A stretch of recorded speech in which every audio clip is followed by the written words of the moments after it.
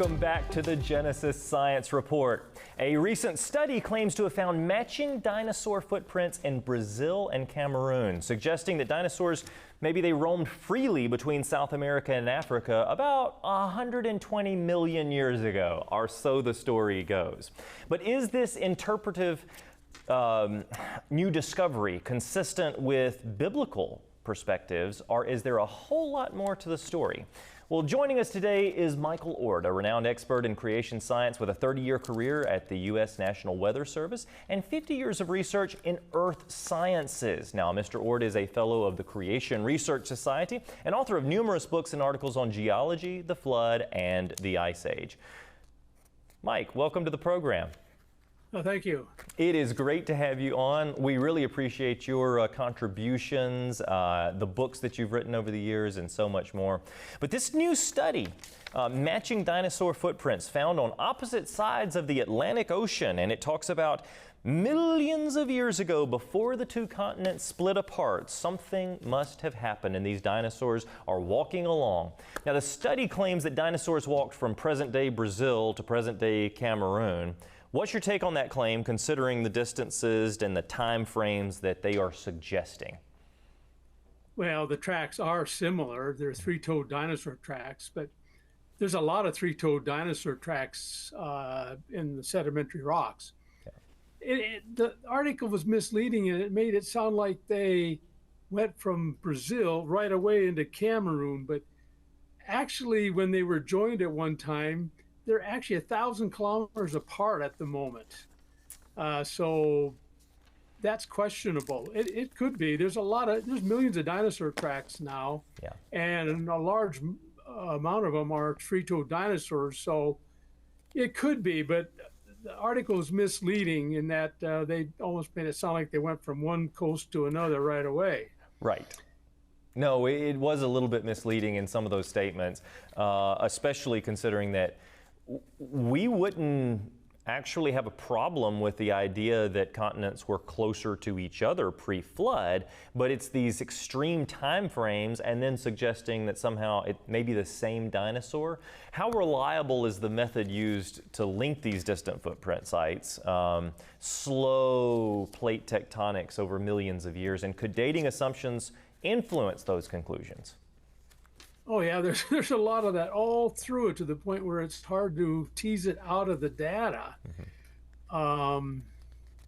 We have no problems with all those dinosaur tracks and footprints, and we have no problems with the continents being joined together and splitting apart.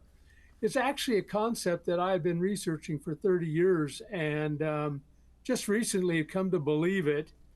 It's a long story. I'm trying to publish why. But so it could be, and there are geological features between Brazil and Cameroon that could be matched. So theoretically, they could have gone from one continent to another when it was all together in Pangaea. Right, in Pangaea, and then perhaps the continents did begin to break apart, but they would have been much, much more rapidly than is currently being suggested in this report, because the study mentions the age of the tracks 120 million years ago on a single supercontinent known as Gondwana, and then it goes back to Pangaea. But it dates the tracks based on fossil pollen. How do you evaluate the methods used? Yes, I noticed that, dated by fossil pollen and a few other fossils. So yeah. I kind of consider fossil dating equivocal. And yes, their story could be true, that they roamed over thousands of kilometers, because like I said, we find millions of dinosaur tracks now in the sedimentary layers. Yeah. So yes, it's reasonable, and it doesn't really contradict us, because we believe in the continents rapidly moving. In fact, there are a lot of problems with it slowly creeping along at a couple centimeters a year. Yeah. But rapid, according to John Baumgartner's catastrophic plate tectonics, I think is a very reasonable idea. And it would have created this runaway plate tectonics that may have crashed into other areas and created the mountain ranges that we see, as opposed to over millions of years, somehow the mountains just kept getting higher and higher.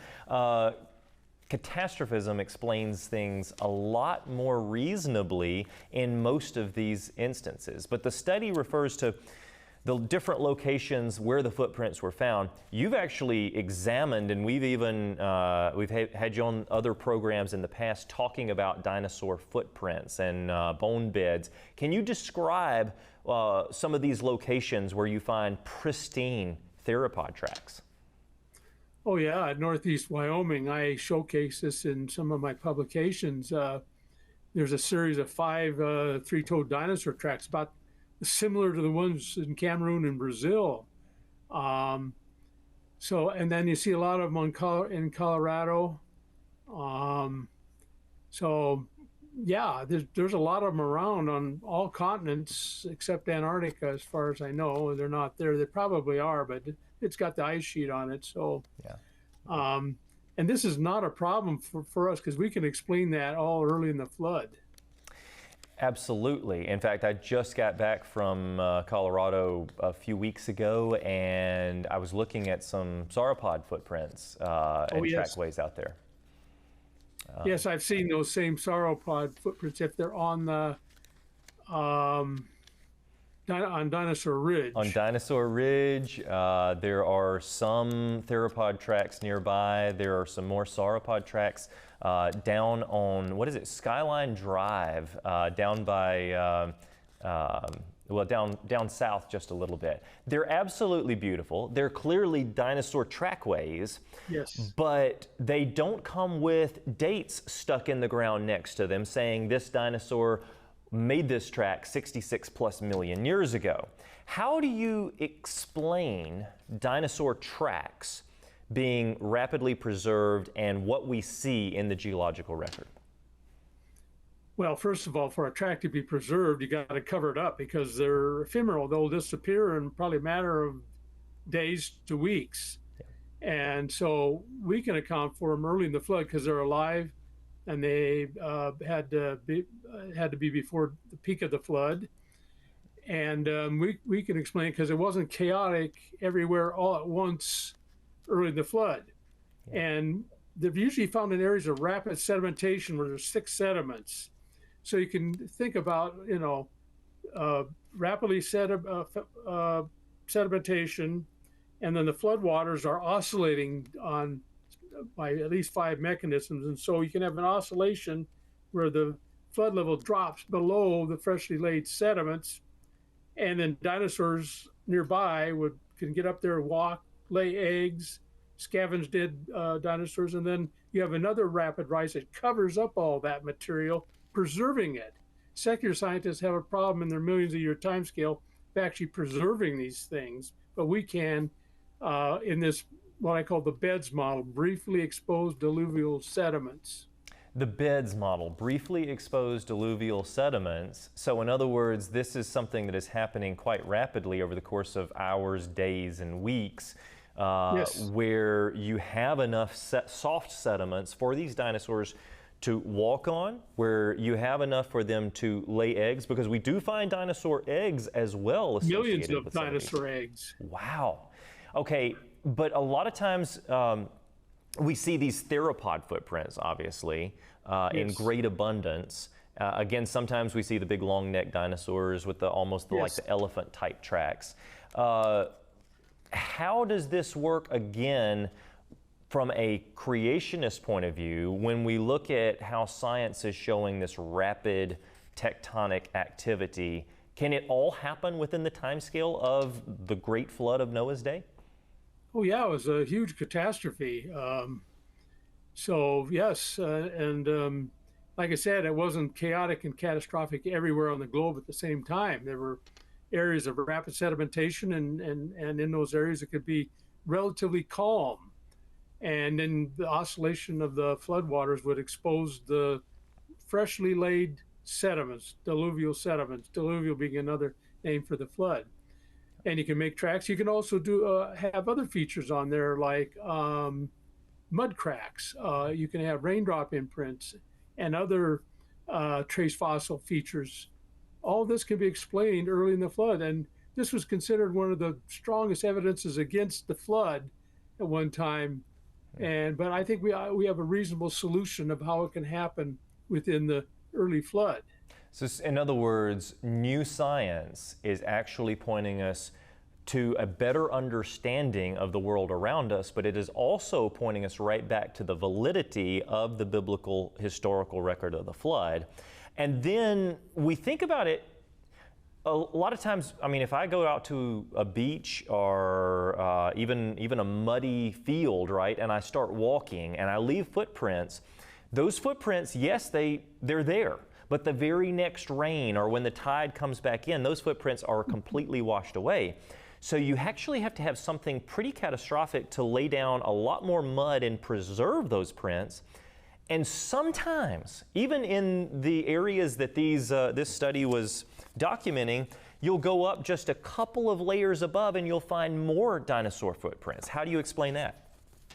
Well, yeah, it can happen because you can have, as it oscillates, it can form one level, and then as the water comes up and buries it, and of course it can't be too erosive. It's got to just kind of spread evenly, and they'd be muddy sediments, and they deposit maybe 100 feet of sediment, and then you can have another fall of the flood levels, and dinosaurs are still around, and they can do the same thing essentially.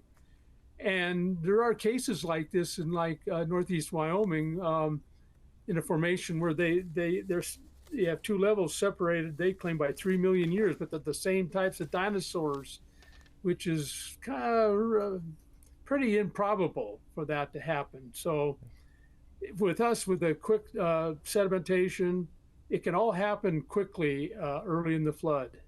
It can all happen very quickly, and it all is coming together as new discoveries are being made. This model, this beds model that you're researching right now, that other scientists, that the tectonic research that Baumgartner has made, the Grand Canyon research from Steve Austin, all of these different discoveries from so many PhD scientists from one field or another, from so many experts from one field or another, are consistently pointing us right back to the idea that the biblical flood was more than a legend. It was not a fairy tale. This is something that is an historical record of a catastrophic event that literally reshaped the planet. Dr. Oard, thank you so much for your research in this, and I cannot wait to have you back on the program to address this issue even further. Okay, thank you very much. Thank you again, and you don't go away, because we'll be back after the break with more captivating insights.